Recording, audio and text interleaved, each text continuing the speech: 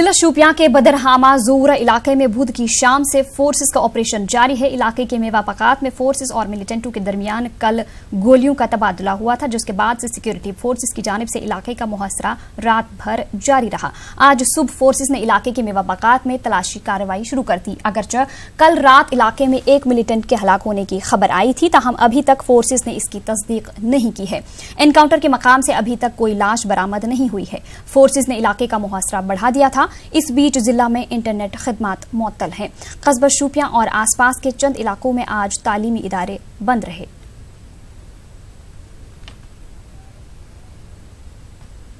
पाकिस्तान अपनी इश्ताल अंगेजी जारी रखे हुए हैं। राजौरी में नौशेरा सेक्टर के पुखरानी इलाके में पाकिस्तान ने गुज़िश्ता रात फायरबंदी मुआहदे की खिलाफ वर्जी करते हुए गोलाबारी की। इस गोलाबारी में 37 साला मोहम्मद अल्ताफ जख्मी हो गए। मकामी अफराद ने अल्ताफ को सब डिस्ट्रिक्ट अस्पताल नौशेरा मुंतकिल किया, जहां डॉक्टरों ने इब्तदाई तिब्बी इमदाद के बाद मरीज को GMC जम्मू रेफर कर दिया। इस दौरान मकामी लोगों ने सब डिस्ट्रिक्ट अस्पताल में ENT डॉक्टरों की अदम दस्तियाबी के खिलाफ बरहमी का इजहार किया। ADC नौशेरा सुखदेव सिंह ने बताया कि मरीज की हालत नाजुक देखते हुए उसे Jammu medical college hospital refer किया गया। लगता है, लेकिन हमारे पास जो है ENT स्पेशलिस्ट नहीं था, जिस कारण हम ना उसको एक्सरे कर सके, ना हम उसको यहाँ पे कोई अच्छा ट्रीटमेंट दे सके। या तो पाकिस्तान को समझाओ या उसी भाषा में समझाओ जिस भाषा में वो समझता है। गले में बुलेट लगी है कि ये रजौरी से आ रहे थे और जैसे ही ये गाड़ी से उतरे हैं तो इनको वो जो क्रॉस फायर आया है वो इनको गले में लगा है। पॉसिबल हमारे से मदद होगी वो हम इनके ट्रीटमेंट के लिए देंगे और इसीलिए हमने अपनी मेडिकल जो फार्मेसिस्ट वो लोग हैं वो भी इनके साथ भेज दिए हैं।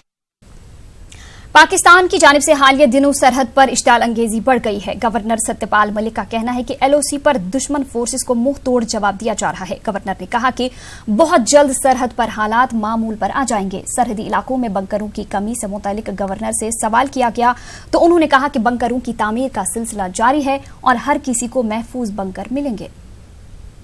वो जितनी परेशानी हमें दे रहे हैं हम उससे 3 गुना उनको दे रहे हैं और मेरा ख्याल है वो 1-2 दिन में बंद कर। तो लोगों के पास बैंकर्स वगैरह नहीं है सर, वो पूरी में लोग कह रहे हैं कि बंकर्स बहुत बने हैं, कहीं कहीं रह गए होंगे। बहुत बड़े पैमाने पे वॉर फूटिंग पे बंकर्स बनाए जा रहे हैं। डॉक्टरों को भगवान का दर्जा दिया जाता है क्योंकि वो लोगों की जानें बचाते हैं। इस मुकद्दस पेशे से वाबस्ता डॉक्टरों का भी फर्ज बनता है कि वो अपनी जिम्मेदारियां बखूबी निभाएं, खासकर दूर दराज इलाकों के लोगों की खिदमत करें। रियासती गवर्नर सत्यपाल मलिक ने बारामूला मेडिकल कॉलेज के इफ्तिताही तकरीब से खिताब करते हुए ये बातें कहीं।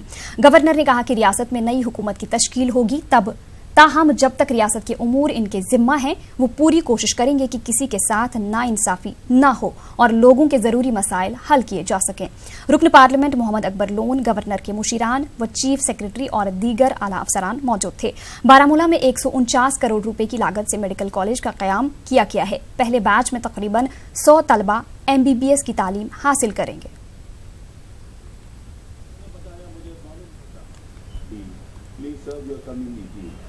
डॉक्टर को कई बार आप अपनी जिंदगी में, भगवान तो आपने देखा नहीं है, लेकिन भगवान से 1 इंच कम भगवान जैसा ही मानते हैं। जब आपका कोई सगा ऑपरेशन थिएटर में जाता है और डॉक्टर साहब जब एप्रिन पहन के जाते हैं तो उनकी तरफ आप उसी तरह से देखते हो जैसे भगवान की तरफ देख रहे हो।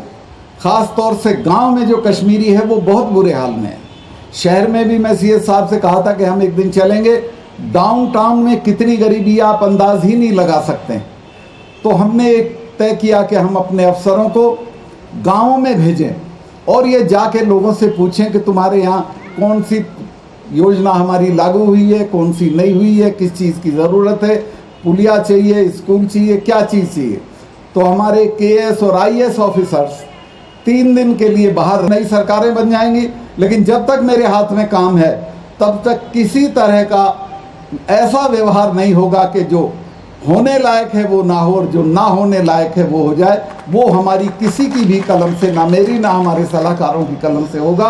हम सिर्फ इतना चाहते हैं कि जो हमने तकलीफ़ें यहाँ कश्मीर के लोगों की देखी हैं, अगर उसका 2% भी कम कर सकेंगे तो हम ये मानेंगे कि हम कामयाब हुए। मैं आप सबों को फिर बधाई देता हूँ। किसी भी शहर में या इलाके में मेडिकल कॉलेज का आना ऐसा है कि जैसे अल्लाह की नेमत आ गई। आपको ये मुबारक हो।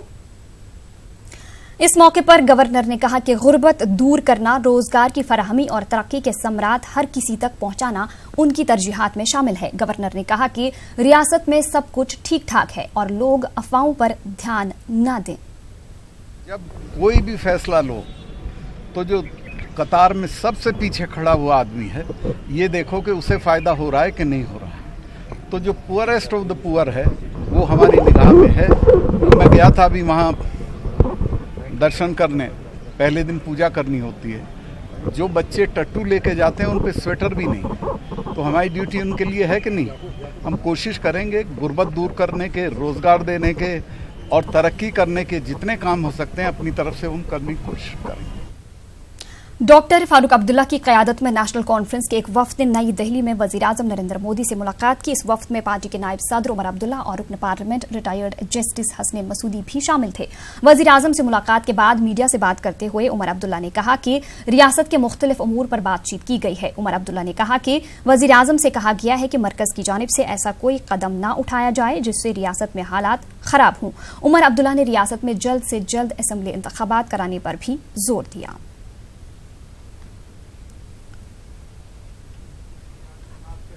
उनसे गुजारिश की कि रियासत में कोई इस तरह का कदम ना उठाया जाए जिससे कि माहौल में खराबी आ जाए।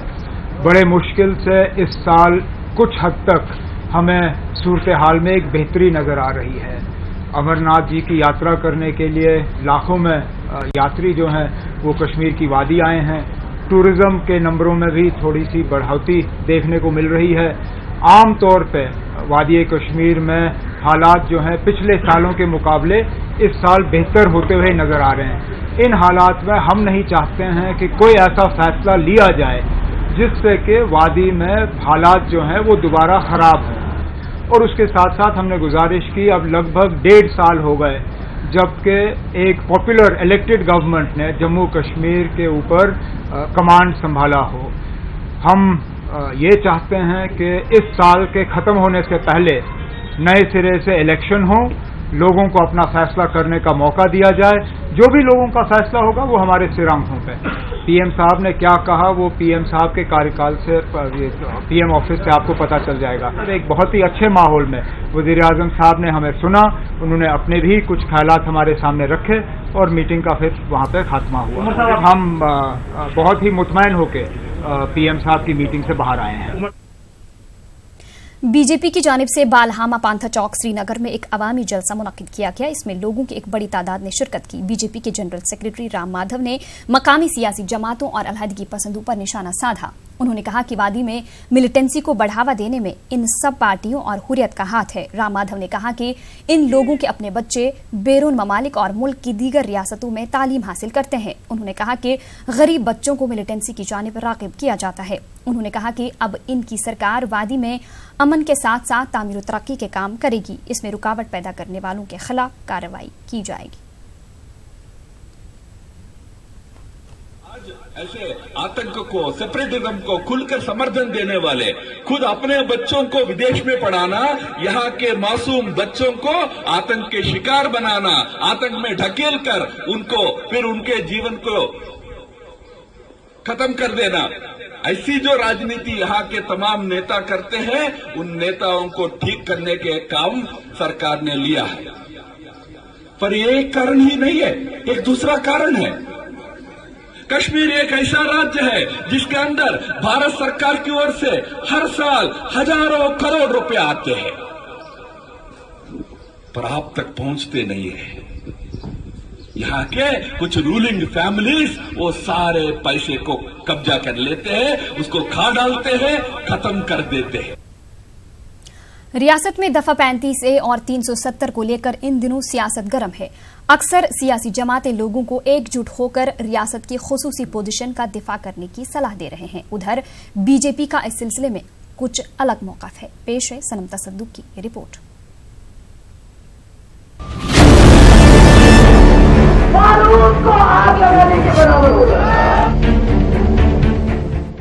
रियासत जम्मू कश्मीर, खासकर वादी में इन दिनों दफा 35A और 370 का तहफ़्फ़ुज़ अहम सियासी मुद्दा बना हुआ है। इस मसले पर मकामी सियासी जमातें लगभग एक साथ नजर आ रही है। नेशनल कॉन्फ्रेंस और पीडीपी के लीडरान लोगों को खुसूसी पोजीशन के तहफ्फुज के लिए कमर बस्ता रहने की तलकीन कर रहे हैं। इनका कहना है कि किसी किस्म की छेड़छाड़ काफी खतरनाक साबित होगी। दुश्मन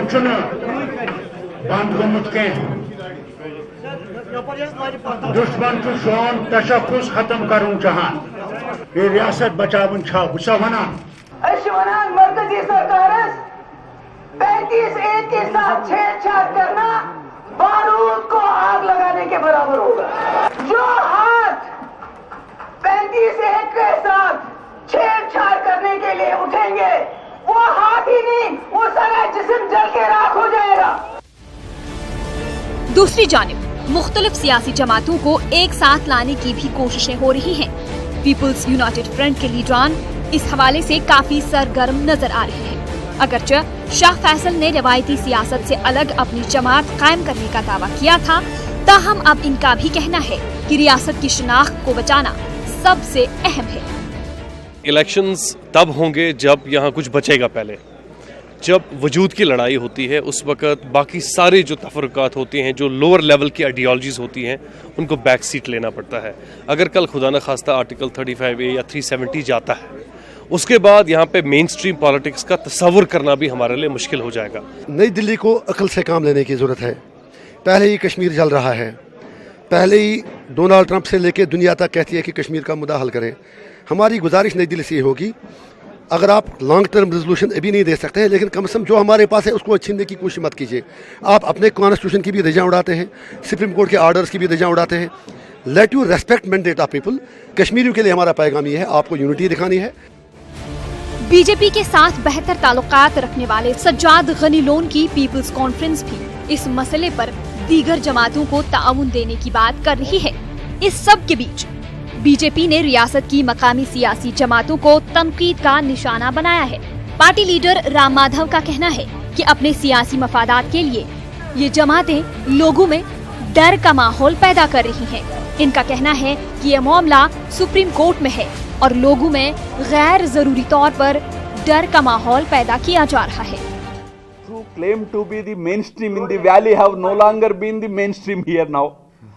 So new mainstream is emerging. You have seen in the panchayat election so many new leaders have come forward. I hope they will emerge into a new force here. ये जो भी डर निर्माण किया जा रहा है, यहाँ के लोकल रीजनल पार्टीज के लीडर्स अपने पॉलिटिकल स्वार्थ के लिए यहाँ डर पैदा कर रहे हैं। अब अदालत के सामने मुद्दे हैं, वो अदालत में उनको फेस किया जाएगा।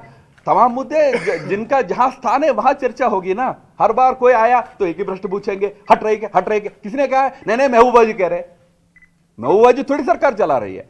जो काम जिस समय जिसको उठाना है वो उठाएंगे और जो भी कदम उठेगा उससे जम्मू कश्मीर की भलाई होगी। उम्मीद की जा रही है कि रियासत में जल्द ही असेंबली इंतखाबात मुनक्किद किए जा सकते हैं। ऐसे में ये कोई बड़ी बात नहीं है कि रियासत की खुसूसी पोजीशन के मामले पर सियासी बयानबाजी मजीद गर्म होगी। न्यूज़ 18 उर्दू के लिए श्रीनगर से सनम तसद्दुक की रिपोर्ट। वहीं बीजेपी के रियासती सदर रविंदर रैना का कहना है कि महबूबा मुफ्ती की तरफ से कुल जमाती मीटिंग बुलाने का कोई जवाब नहीं है। उन्होंने कहा कि ऐसी किसी भी मीटिंग में बीजेपी शामिल नहीं होगी। कोई ऑल पार्टी मीटिंग नहीं है। ऑल पार्टी मीटिंग बुलाती है सरकार, गवर्नर साहब। अगर ऑल पार्टी मीटिंग किसी मुद्दे पर होती है, वो बुलाने का अधिकार या तो चीफ मिनिस्टर को होता है या गवर्नर साहब को होता है, जो हेल्म ऑफ अफेयर्स में होते हैं। ऑल पार्टी मीटिंग का हेड कौन करेगा बताओ? या तो गवर्नर साहब करें, या प्रधानमंत्री करें, या गृह मंत्री करें, रक्षा मंत्री करें। चीफ मिनिस्टर जम्मू कश्मीर में है नहीं। ऑल पार्टी मीटिंग किस मुद्दे पर किसको, इसका अधिकार किसको होता है? जो कॉन्स्टिट्यूशनल हेड्स है उनको होता है। चलते चलते कोई चिट्ठी लिखेगा तो ऑल पार्टी मीटिंग हो जाती है। Jammu Kashmir high court bar association का कहना है कि जिन वुकला ने अपने तौर पर 35A के मामले पर हाल ही में बयानात दिए हैं, उन्हें बार एसोसिएशन की तरफ से वजह बताओ नोटिस जारी किया गया है। जम्मू में एसोसिएशन के सदर ने कहा कि उनके बयानात बार के नहीं बल्कि इनके निजी बयानात हैं। उसका डिसीजन जो होता है पूरी बार पे बाइंडिंग होता है। इवन कि सक्सेसिव प्रेसिडेंट से भी बाइंडिंग होता है, तो किसी भी मेंबर को उसको वायलेट करने का अख्तियार नहीं था। इसलिए आज मीटिंग में ये डिसाइड हुआ कि उनसे एक्सप्लेनेशन सीख की जाए और जब तक वो एक्सप्लेन करते हैं तब तक उनको बेसिक मेंबरशिप से सस्पेंड किया जाए। और साथ में जो पॉलिटिकल पार्टीज़ ये एट्रीब्यूट कर रही थी कि उनकी statement J&K high court bar association को एट्रीब्यूट कर रहे थे, वो हम इम्प्रेशन डिस्पेल करते हैं। ये उनका पर्सनल ओपिनियन है, बार का ओपिनियन या बार की स्टेटमेंट नहीं है। कश्मीर न्यूज में आपका दोबारा इस्तकबाल करते हैं। मशहूर तारीखदा और इलाहाबाद यूनिवर्सिटी के वाइस चांसलर प्रोफेसर रतन लाल हांगलू ने मसला कश्मीर के हल के लिए अवामी सतह पर कोशिशें तेज करने की बात कही है। प्रोफेसर हांगलू का कहना है कि कश्मीर एक सियासी मसला है, इस पहलू को नजरअंदाज नहीं करना चाहिए। उन्होंने कहा कि वादी में अवामी मसाइल को हल करने और बुनियादी सहूलियात को बेहतर बनाकर मसाइल पर बड़ी हद तक काबू पाया जा सकता है। हांगलू का कहना है कि मसले को ताकत से नहीं बल्कि सियासी तरीकों से हल करने की जरूरत है। उनका कहना है कि जब वादी में अमन बहाल होगा तो वादी से बाहर गए लोगों के अंदर भी एतमाद पैदा होगा और कश्मीर में उनकी वापसी मुमकिन हो सकेगी।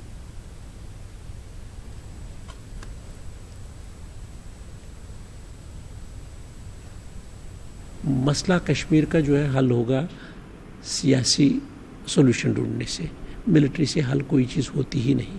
सॉल्यूशन है, बात करनी चाहिए बैठ के, जो जिम्मेदार लोग हैं कश्मीर के उनसे बात करनी चाहिए, आवाम से बात करनी चाहिए, आवाम को पूछना चाहिए आप क्या चाहते हैं, क्योंकि कोई डेमोक्रेटिक लीडर तो कश्मीर में अब रहा नहीं। हम कहते हैं फारूक साहब हैं, PDP है, भाई कल तक PDP पावर में थी, आज नहीं है, तो वो वही घिसी पिटी पुरानी बातें कर रहे हैं, साहब यहाँ ये हो जाएगा वो हो जाएगा। भाई देश तो सबों का है, वो भी हमारे ही भाई है ना। आपने कश्मीर का सवाल पूछ के हमारे दिल को छू लिया। तो कश्मीर तो बिल्कुल कश्मीर जो है, अगर ये जन्नती बेनज़ीर था जैसे आप लोग यहाँ कहते हैं, ऑक्सफोर्ड ऑफ ईस्ट को हमने चेंज करके दिखाया, तो वहाँ भी जो है उसको जन्नती बेनज़ीर रेस्टोर करिए। गवर्नेंस की कश्मीर में सबसे ज़्यादा गवर्नेंस की ज़रूरत है। गवर्नेंस कम्प्लीटली ब्रेक डाउन हो गए। हम कहते हैं साहब बड़े गवर्नर के एडवाइज़र्स हैं, बड़े स्टाफ हैं सेक्रेटरीट में, बड़े ये हैं बड़े वो हैं, लेकिन बेसिक जो ग्राउंड रियलिटी है, अब स्कूल में टीचर नहीं आ रहा है, कॉलेज में टीचर नहीं पढ़ा रहा है, यूनिवर्सिटी में टीचर नहीं पढ़ा रहा है, ब्लॉक लेवल या पंचायत लेवल पर लोग काम नहीं कर रहे हैं। तो गवर्नमेंट को दोष नहीं देना चाहिए। गवर्नेंस वीक हो गए, उसको गवर्नेंस को स्ट्रांग करिए, फिर लोग जाए आए और तरक्की हो। तो वहाँ के जो इंस्टीट्यूशंस उनको स्ट्रेंथन करना पड़ेगा सिविल सोसाइटी में। बारिश के बाद लाल चौक श्रीनगर की सड़कें झील में तब्दील हो गई हैं। सड़कों पर पानी जमा रहने से शहर के बेशतर इलाकों में आम जिंदगी मुतासिर हुई है। तलबा को स्कूल पहुंचने में दुश्वारियां पेश आईं, जबकि कई तलबा स्कूल नहीं पहुंच सके हैं। लाल चौक की बाज़ दुकानों में पानी जमा हो गया है। पानी हटाने के लिए अमले को काम पर लगा दिया गया है। फायर सर्विस की गाड़ियां और वाटर पंप के जरिए पानी हटाया जा रहा है। इसी दौरान महकमे मौसमियात ने आइंदा दिनों मजीद बारिश की पेशगोई की है।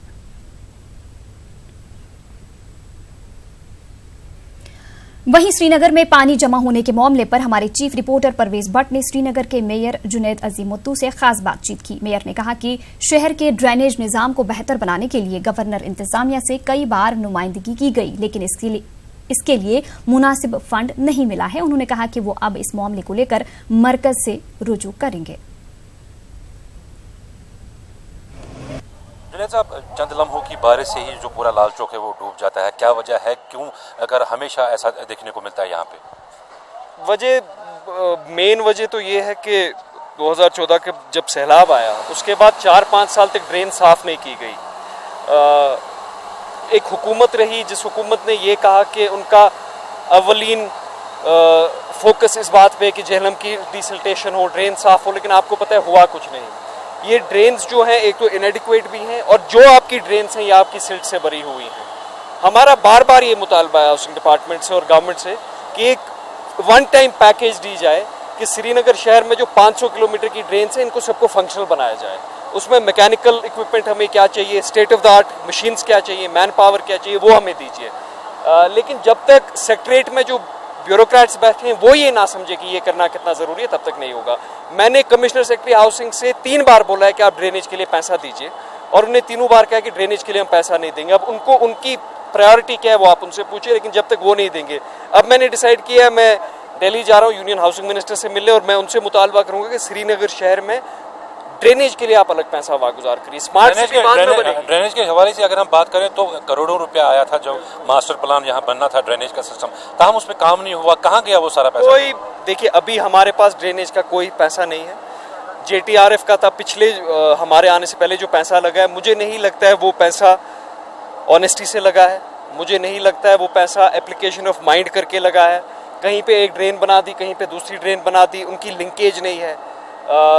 मुझे नहीं लगता है जैसे पैसा खर्च होना चाहिए था पीछे वैसे हुआ है। लेकिन अब मेरा ये सोचना है कि पहले अब पीछे जो हुआ वो it's a thing of the past. Drainage पे एक स्पेशल फोकस होना चाहिए। स्मार्ट सिटी, मेट्रो, ये सब चीज़ें वेट करेंगी। पहले आप श्रीनगर में ड्रेनेज पे पैसा स्पेंड कीजिए। इमरजेंसी स्टेप्स के हवाले से अगर हम बात करें, सुबह से पानी लगातार लाल चौक में भरा हुआ है, क्या स्टेप्स उठाई जा रही है? इमरजेंसी स्टेप्स तो हम ये पंप्स वगैरह डिप्लॉय करते हैं। अभी हम 2 हाई कैपेसिटी प्राइम पंप्स भी ला रहे हैं, लेकिन उनकी बड़ी एक लिमिटेड कैपेसिटी होती है डिवाटर करने में। स्टॉर्म वाटर ड्रेन्स आपकी चौक हो गई हैं, तो बड़ा लिमिटेड एक इफेक्ट होता है उनका, लेकिन हम ह्यूमनली जो पॉसिबल है वो कोशिश कर रहे हैं। न्यूज़ 18 से बात करने का शुक्रिया। Kashmir chamber of commerce and industry ने इल्जाम लगाया कि फ्लड कंट्रोल और ड्रेनेज निजाम के अखराजात में गड़बड़ी और बद इंतजामी हुई है। चैम्बर के सदर शेख आशिक ने श्रीनगर में एक प्रेस कॉन्फ्रेंस से खिताब करते हुए गवर्नर इंतजामिया से इस मामले की जांच कराने का मुतालबा किया। उन्होंने सही मनसूबाबंदी के जरिए शहर के ड्रेनेज निजाम को बेहतर बनाने पर जोर दिया। 1 घंटे या 2 घंटे का बारिश होता है और सारा श्रीनगर इसी के साथ बह जाता है। आज तक हमें ये समझ में नहीं आया। 2014 से हम बार बार स्टेट गवर्नमेंट को ये बता रहे हैं, हर एक जगह पे हमने ये रेज इशू किया है कि ये जो डेली फायर फाइटिंग सिस्टम है, हम लास्ट मोमेंट पे हम स्टार्ट होते हैं, जब हम पूरे डूब जाते हैं तब जाके हम डिवाटरिंग स्टार्ट करते हैं, हम ड्रेनेज को डिसिल्टिंग करने की स्टार्ट करते हैं, फिर नेक्स्ट डे जब नॉर्मल एक्टिविटीज़ हो जाते हैं फिर इसके साथ हम सारा भूल जाते हैं। विद द रिजल्ट क्या होता है, बिजनेस कम्युनिटी हो या आम पब्लिक हो, आप देखिए जी कितनी परेशानियों में मुब्तला सारा सिटी है। अभी किसी को कुछ परवाह नहीं है। आज तक इन्होंने जो प्लानिंग किया वो सारा एडॉक प्लानिंग था। इन्होंने कभी कुछ नहीं देखा कि हम इसको परमानेंट सोल्यूशन क्या हो सकता है। Who will take this responsibility? अगर पैसा जो इतना अभी ट्रेड खत्म हो रहा है, आप मान लीजिए श्रीनगर का पर हम ट्रेड लेंगे 100-200 करोड़ का ये नुकसान होता है, who will take responsibility of this? ये कोई तैयार नहीं है, क्योंकि हमारी स्टेट गवर्नमेंट के पास प्रॉपर प्लानिंग, ये आज हम वसूख के साथ कह सकते हैं कि प्रॉपर प्लानिंग की वजह से ये सारा कुछ हो रहा है। इतना पैसा आ गया हमारे पास, मगर हम अभी तक फेल हो गए कि ड्रेन की डिसिल्टिंग हो गई। कोई कहता है टेंडर निकालना है, वो टेंडर नहीं निकाल पाते हैं क्योंकि बेवजह से हम परेशान हो रहे हैं।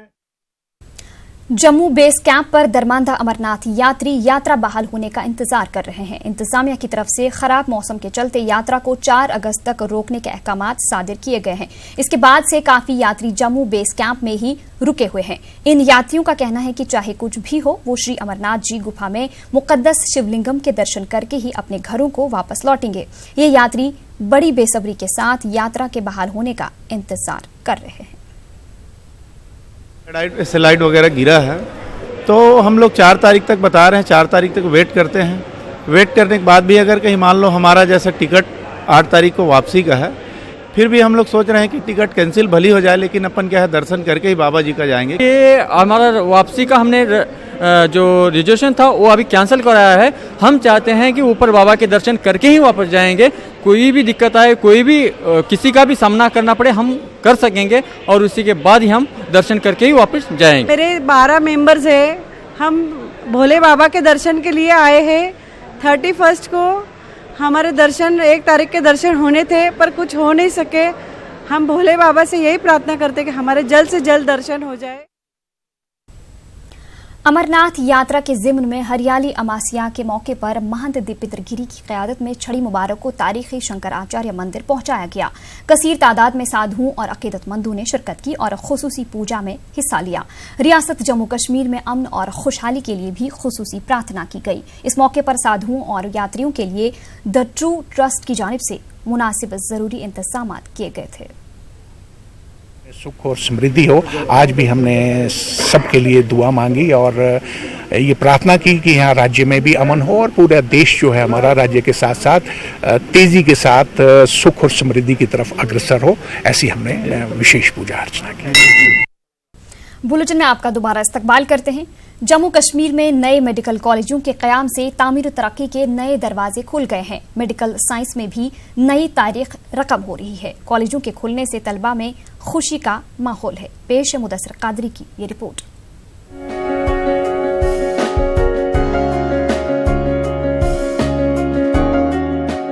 जम्मू कश्मीर में 4 नए मेडिकल कॉलेजों के कयाम से उम्मीदों का एक नया सूरज तुलू हुआ है। ये मंजर जुनूबी कश्मीर के अनंतनाग में कायम नए मेडिकल कॉलेज का है। इसमें बाज़ाबिता तौर पर क्लास वर्क शुरू हो गया है। सफेद एप्रन में मलबूस MBBS के तलबा के चेहरों पर खुशी साफ झलक रही है।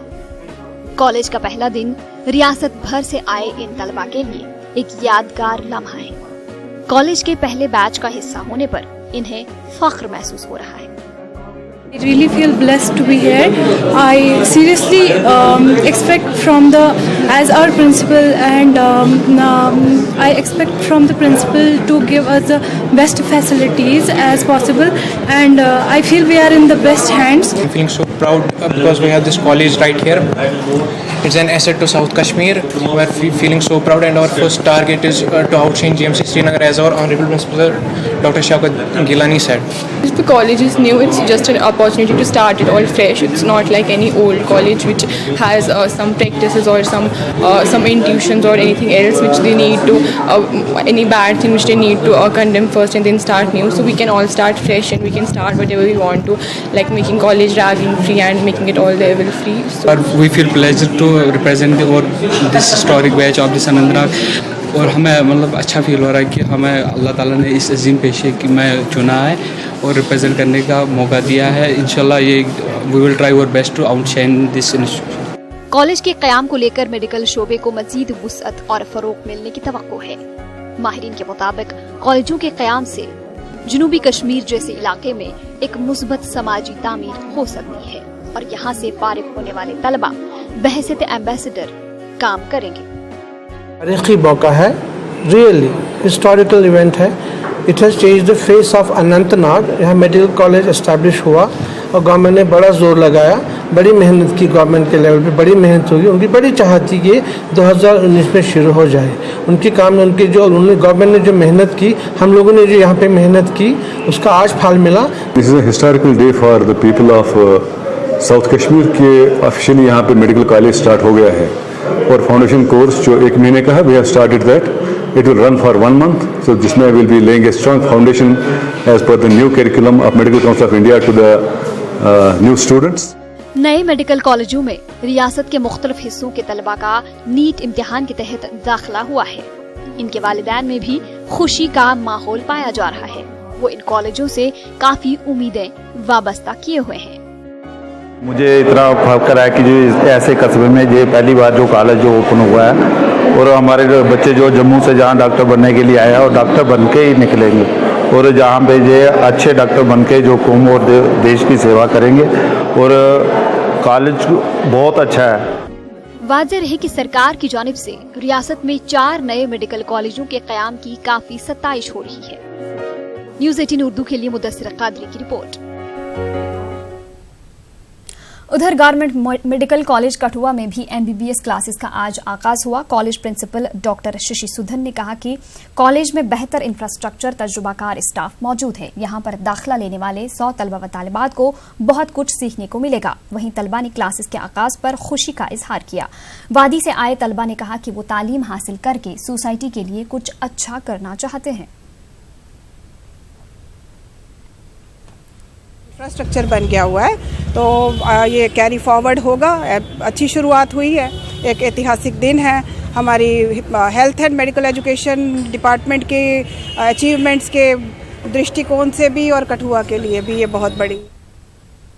सब जिला हंदवाड़ा के लिए मेडिकल कॉलेज को मंजूरी मिलने पर लोगों ने खुशी का इजहार किया है। लोगों ने मेडिकल काउंसिल ऑफ इंडिया और गवर्नर इंतजामिया का शुक्रिया अदा किया। पीपल्स कॉन्फ्रेंस के वर्करों ने कल शाम से हंदवाड़ा में जश्न मनाया। सज्जाद गनी लोन ने मेडिकल काउंसिल ऑफ इंडिया और गवर्नर इंतजामिया का शुक्रिया अदा करते हुए कहा है कि हंदवाड़ा के लोगों की देरी न मांग पूरी हुई है। लोन ने कहा है कि उनकी हमेशा से काविश रही थी कि हंदवाड़ा में मेडिकल कॉलेज का कयाम अमल में लाया जाए। एक चीज है कि एक आश है उनको कि बीमार हुए तो कुछ चंद सालों में बीमारी के लिए उनको इतना दूर नहीं जाना पड़ेगा। ये पूरे डिस्ट्रिक्ट कुपवारा जो है इनके लिए बहुत ज़्यादा, जहाँ तक तिब्बी सहूलियात का जो है इम्प्रूवमेंट काफ़ी हो जाएगी। और मुझे इंशाल्लाह पूरा यकीन है कि ये शुरुआत है। इस डिस्ट्रिक्ट में इनका हक बनता है। अभी बहुत सारे इंशाल्लाह प्रोजेक्ट और भी आने हैं और जो इंशाल्लाह आने वाले जो कल है हमारा वो इंशाल्लाह सुनहरा। नेशनल कॉन्फ्रेंस के वर्करों ने भी हंदवाड़ा में जश्न मनाया और गवर्नर इंतजामिया का शुक्रिया अदा किया। साबिक मेंबर असेंबली हंदवाड़ा चौधरी मोहम्मद रमजान ने मेडिकल काउंसिल ऑफ इंडिया और गवर्नर इंतजामिया का शुक्रिया अदा करते हुए कहा कि हंदवाड़ा के लोगों की देरी न मांग पूरी हुई है। पार्टी कारकुनों ने मेन चौक में जमा होकर जश्न मनाया। डेमोन्स्ट्रेशन है गवर्नर साहब है कि वो जन हंदवार के लुकन हज उम्मीद पुर कर मेडिकल कॉलेज हंदवारिस मज तमो दितुक हंदवार के लुकन हंद तरफ जम्मू कश्मीर नेशनल कॉन्फ्रेंस तरफ चौधरी मोहम्मद रमजान साहब ने तरफ पन्ने कयाद की तरफ ये स्टेट एडमिनिस्ट्रेशन खुसन गवर्नर साहबस शुक्रिया अदा करा कि तुम हंदवारिस मेडिकल कॉलेज। रियासती गवर्नर के 3 मुशीरान के विजय कुमार के स्कंदन और केवल कुमार शर्मा ने बांडीपुरा का दौरा करके चक अरसलान खान में खेल के मैदान का इफ्तिताह किया। उन्होंने कल्चरल प्रोग्राम का भी लुत्फ उठाया। मुशीरों ने बाद में शेर कश्मीर स्पोर्ट्स स्टेडियम बांडीपुरा का दौरा करके फ्लड लाइट्स और सिंथेटिक ट्रैक का इफ्तिताह किया। वो डीसी बांडीपुरा समेत स्टेडियम में जारी वॉलीबॉल मुकाबले में शामिल होकर बाकायदा तौर पर वॉलीबॉल खेलने लगे। शायकीन और खिलाड़ियों ने जोरदार तालियों से इनका इस्तकबाल किया। तकरीब के दौरान उस वक्त एहतिजाज के मंजर देखने को मिले जब बांडीपुरा के क्रिकेट व फुटबॉल खिलाड़ियों ने स्टेडियम में सिंथेटिक ट्रैक बनाने की मुखालफत करते हुए इस फैसले को वापस लेने का मुतालबा किया। इनका कहना था कि सिंथेटिक ट्रैक बनाने से क्रिकेट और फुटबॉल का मैदान मुतासिर होगा। उन्होंने धमकी दी कि अगर इस फैसले को वापस नहीं लिया गया तो वो स्टेडियम में खेलकूद की कोई सरगर्मी नहीं होने देंगे। रहबर खेल मुलाजमीन के मसाइल के हवाले से पूछे गए सवाल के जवाब में विजय कुमार का कहना था कि उनके मसाइल पर गौर किया जा रहा है। सेक्रेटरी से हमने रिक्वेस्ट किया थोड़ा एग्जामिन करने के लिए। रहबर खेल में 2 मुद्दे पेंडिंग है, हम उनसे बात 100 रुपये भी हम बात ऑलरेडी कर चुका है। थोड़ा आगे क्या करना है उनसे बैठ के सोचेंगे। ये बोल रहे हैं 7 करोड़ का प्रोजेक्ट है ये। 7 करोड़ में हमें काफ़ी चीज़ें यहाँ पे चाहिए। हमें यूथ हॉस्टल चाहिए, हमें पेविलियन चाहिए, हमारे पास ड्रेसिंग रूम यहाँ पे नहीं है, हमारे पास बाथरूम इनफैक्ट यहाँ पे नहीं है। तो वो चीज़ें हमें डेवलप करके दें और ये हमें ट्रैक लाते हैं यहाँ पर। अब सब लड़के यहाँ पे प्रोटेस्ट के लिए आ रहे हैं। अगर इन्होंने बोला कि अगर ये ट्रैक बन जाएगा हम यहाँ पे आज के बाद कोई गेम नहीं करने देंगे, ये स्टेडियम बंद रहेगा। एडिशनल डिस्ट्रिक्ट एंड सेशंस जज अनंतनाग खलील अहमद चौधरी ने एक नाबालिग लड़की की इस्मत रेजी की पादाश में मुलजिम को 10 बरस की कैद बामशक्कत की सजा सुनाई है। Additional public prosecutor advocate Irfan Ahmad के मुताबिक 2017 के एक FIR के तहत कहरीबल अनंतनाग के अशफाक अहमद खान को एक नाबालिग की इस्मत रेजी का मुर्तकिब पाया गया। फास्ट ट्रैक बुनियादों पर कोर्ट ने यह फैसला सुनाया। अवामी हलकों ने कोर्ट के इस फैसले का खैर मकदम किया है। 76 क्लास 2 सब क्लास IM इसको कन्विक्ट किया गया। हमने इसमें प्रे किया था कि इसमें मैक्सिमम पनिशमेंट की जाए, इसमें लाइफ इम्प्रिजनमेंट अवार्ड की जाए, लेकिन ये विजडम ऑफ कोर्ट था कि उन्होंने इसको कोर्ट ने इस अक्यूज्ड को 10 ईयर्स रिग्रेस इम्प्रिजनमेंट इसमें पनिशमेंट दी और with fine of 50,000 rupees. In default of payment of fine उसको further imprisonment of 6 months he has to undergo. इस चीज़ से इस पनिशमेंट से भी सेटिस्फाई है। जज का विजडम था, कोर्ट का विजडम था कि 10 ईयर्स रिग्रेस इम्प्रिजनमेंट है, इसको इस चीज़ से सेटिस्फाई है। लेकिन अगर सोसाइटी पे इसका इम्पैक्ट डेटरेंट हो जाता है ताकि आइंदा से ये चीज़ें ना, ये केसेस ना हो, ऐसे ऑफेंसेस रिपीट ना हो, माइनर्स के साथ ये ऑफेंसेस ना हो, तो हमें उससे ज़्यादा खुशी। बीजेपी की महिला मोर्चा ने 3 तलाक बिल को मंजूरी मिलने पर जश्न मनाया। मोर्चा से जुड़ी खवातीन ने बिल के पास होने पर खुशी मनाई। इन खवातीन ने ढोल नगाड़ों पर नाच कर अपनी खुशी का इजहार किया। इन खवातीन का कहना है कि इस बिल के पास होने से बीजेपी का मुस्लिम खवातीन को इंसाफ दिलाने का वादा पूरा हुआ है। मुस्लिम समुदाय की बहनों के साथ साथ हिंदू समुदाय की बहनें भी बहुत खुश हैं। आज जम्मू कश्मीर महिला मोर्चा ने इसको सेलिब्रेट किया है। महिलाओं का बराबरी का सम्मान देना जो काम किया है वो हमारे आदरणीय मोदी जी ने किया है। आज हमारे साथ मेरी मुस्लिम बहनें भी मेरे साथ खड़ी हैं। कहीं ना कहीं उनके लिए गर्व का विषय है कि वो अब जो अपने आप को महफूज नहीं समझती थी कि शादी के बाद कब पति उससे नाराज़ हो जाएगा, कब खाने पे गुस्सा हो जाएगा और तलाक बोल देगा, तो कहीं उनको चिंता हमेशा रहती थी कि बच्चों को लेकर कब सड़क पर निकाल। गवर्नर सत्यपाल मलिक का कहना है कि श्रीनगर शहर दुनिया के नक्शे पर रहने के बावजूद इस पर खास तवज्जो मरकूज नहीं की गई है। उन्होंने कहा कि अब इंतजामिया पूरी कोशिश कर रहा है कि यहां बेहतर से बेहतर सहूलियात मुहैया कराई जाएं। गवर्नर ने डल झील पर लाइट एंड साउंड शो के इफ्तिताह के मौके पर यह बात कही। डल झील पर लेजर वाटर फाउंटेन के जरिए लाइट एंड साउंड शो मुनाकिद किया गया। गवर्नर और दीगर मेहमानों ने इस शो का मुशाहिदा किया। गवर्नर ने महकमे सयाहत को हिदायत दी कि 12 बरस से कम उम्र के बच्चों और माजूरीन को इस शो में मुफ्त दाखिला दिया जाए। उन्होंने कहा कि 15 अगस्त तक सभी के लिए दाखिला मुफ्त रहेगा। डल झील पर समा काबिले दीद था, जिसे देखकर लोग बेहद मसरूर हुए।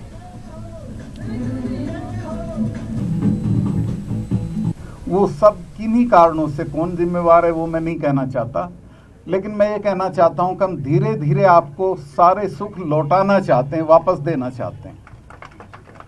ये जो आज का शो है मैंने देखा, बहुत अच्छा है, छोटी सी शुरुआत है। और सोचिए डल के आसपास, डल के बाहर और कहीं शहर में जो जो देश के शहरों में बच्चों को मिलता है वो हम यहाँ के बच्चों को दें तो हमारी जिम्मेवारी पूरी होगी। डाउनटाउन में कैसी ज़िंदगी है, मैंने चीफ सेक्रेटरी साहब को कहा कि एक दिन हम लोग चलेंगे और देखेंगे कि किस हाल में लोग रह रहे हैं, उनकी कैसे मदद हो सकती है। शहर में सीवेज, सड़कें और सारी चीज़ें जो हैं उनको कैसे सुधार सकते हैं। श्रीनगर जैसा शहर जो दुनिया के नक्शे पे है, उसके लिए जो होना चाहिए था, वो मैं नहीं कहता कौन जिम्मेवार है, जो अभी तक नहीं हुआ है वो मैं आपको यकीन दिलाता हूँ हम लोग करेंगे। नहीं, लोकल्स के लिए भी आप देखिए, इट्स एंटरटेनमेंट जो शाम को I would want to bring my kids here and show them the light and the sound show. ऐसे ही आप देखिए हर किसी सिटी में बाहर अपनी हिस्ट्री को और अपने कल्चर को दिखाने का एक तरीका है ये। सो लोकल्स के लिए भी तो ये this is something entertaining, they can also, it will be a nice outing for them to come out with the family and see a show like this. बहुत अच्छा जी, हम तो पहले भी कई बार देख चुके हैं, लेकिन अब आज जब गवर्नर साहब आए हैं तो ये सुना था तो इसलिए हम फिर आए, क्योंकि हम यहीं पर ठहरे हुए हैं, संतूर में सर्विस यहीं पर है, तो बहुत अच्छा लगा, बहुत एंजॉय किया। पुलिस ने जसपुरा टंगमर्ग से ताल्लुक रखने वाले 2 चरस स्मगलरों को गिरफ्तार किया है। पुलिस के मुताबिक पिछले 6 महीनों से ये चरस स्मगलर मतलूब थे। पुलिस ने इस मामले को लेकर एक केस दर्ज कर लिया है और 2 मुलजिमीन को सलाखों के पीछे धकेल दिया है। लोगों ने पुलिस की सताइश की। उन्होंने अपील की कि मंशियात मुखालिफ कार्रवाई में तेजी लाई जाए। वादी में मंशियात की बढ़ती लानत को देखते हुए सिविल सोसाइटी गांदरबल ने जिला से इस बिद्दत के खात्मे के लिए बेदारी मुहिम का आगाज किया है। इस जिम्न में government boys higher secondary school में एक प्रोग्राम मुनाकिद किया गया। सिविल सोसाइटी के कन्वीनर डॉक्टर खुर्शीद कुरैशी ने अपने खिताब में तलबा को मंशियात से बचने पर जोर दिया। उन्होंने कहा कि इस लानत से नौजवान नस्ल तबाह हो रही है। उन्होंने मजीद कहा कि सिविल सोसाइटी ने इस मुहिम में पुलिस से भी ताउन तलब किया है। करगिल के जंस्कार में सालाना सयाहती मेले का आगाज हुआ। LAHDC करगिल के चेयरमैन फिरोज अहमद खान ने इसका इफ्तिताह किया। कई मुल्की व गैर मुल्की सयाहों ने इस मेले में शिरकत की। जंस्कार कुदरती मनाजिर और खूबसूरती के लिए पूरे लद्दाख में मशहूर है। यहाँ का तमद्दुन व सकाफत बिल्कुल अलग है। इस मौके पर DC करगिल बसीरुल हक चौधरी, एग्जीक्यूटिव काउंसिलर ताशी फुनचुक भी मौजूद थे।